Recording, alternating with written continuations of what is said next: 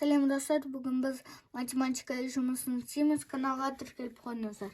94-ші рет 7-ші есеп. Бірінші есепте мына жақта 80-ге 60-ты қосқанда 140, 5-ке 5-ті қосқанда 10, сонда 150 мың. 150 мың 48 мыңды алғанда 102 мың. Ал мына жақта бірінші жақшаны орындап аламыз. Мына жақта болады 157 болады.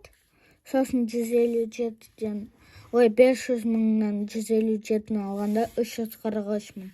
Ал мына жақта бізде 435 мың. 435 мыңға 175 мыңды қосқанда 610 мың. Ал мына жақта бізде 545 мың. 545 мыңнан 850-ні алғанда 305 мың болады. Бүгінгі сабағымыз аяқталды. Сау болыңыздар.